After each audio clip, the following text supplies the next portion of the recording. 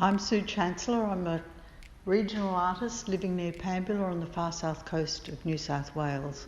I'm going to take you on a little tour of my studio.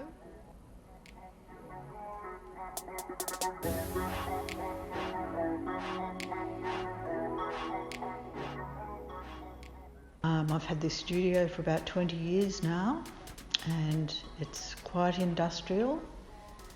It's got a lot of wall space. It's got a easy care floor and mats and lots of different workspaces that are flexible, so I can move. Everything's on wheels, so I can move it around depending on what sort of work I'm doing, because I do vary between painting with gouache, painting with oil paint, making monotypes, so using the printing press, and I use a lot of wall space where I actually work out what I'm doing with the work, where I sort of transform it from single images into multiple composites and panoramic series that I've been making over the past few years.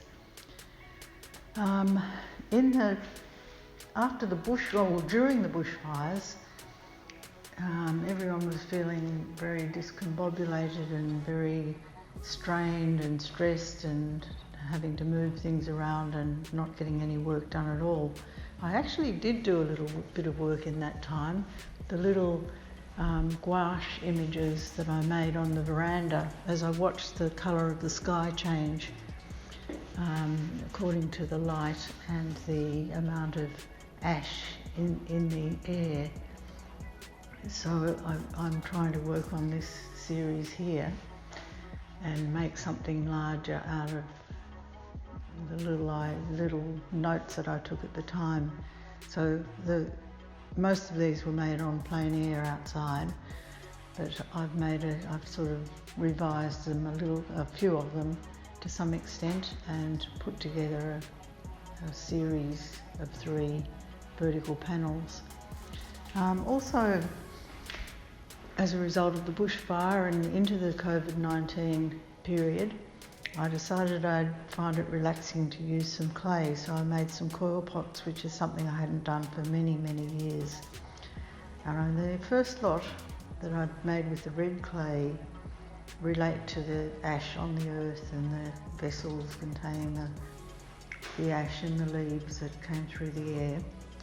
And the other little ones, the blue and white ones, were more to do with emotion and tears, perhaps, as a result of all these awful happenings in 2020.